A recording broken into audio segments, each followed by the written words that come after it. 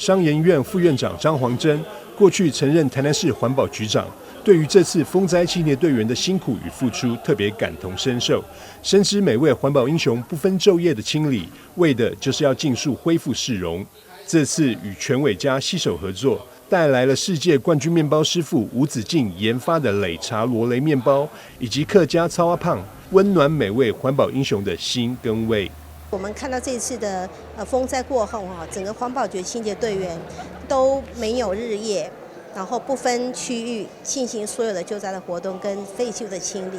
据我所了解，他们所清的垃圾大概2万公吨了，所以我身为之前的环保局局长，我觉得其实是也很不舍了哈。所以今天有这个机会，我们也希望借由先关怀在地的我们的安平中西区队，还有我们的沟渠队，那也借这个机会能够来呼吁大家能共同响应，我们把环境做好。如果遇到清洁队员，跟他说一声谢谢。所有的清洁队的大哥大姐们，其实都是很辛苦的。那我们在骑车上班的路途上，其实也是一直看到清洁队的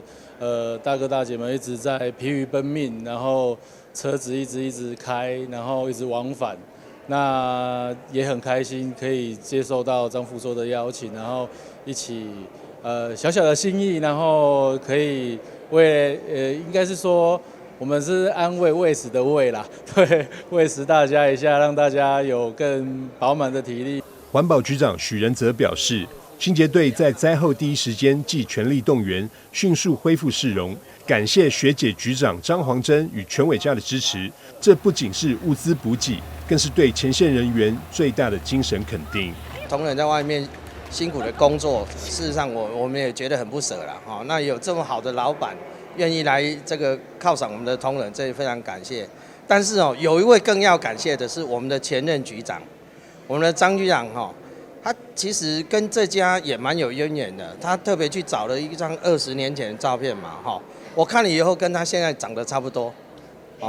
几乎都没有变老了那这个也谢谢院长，应该是要院长比较好那谢谢院长也体恤他的老部属谢谢大家，这是一个很好的起头啦，因为我们的同仁办公室清洁队也刚好在旁边，那以后有这么好的商店，我们也希望同仁有空就来这边消费。这场跨界合作不只是物资援助，更是一份充满温度的行动。透过商研院与全伟家的用心，让灾后第一线的清洁队员感受社会的肯定与关怀，也展现出台南在困难时刻齐心互助的力量。台南新闻张硕维采访报道。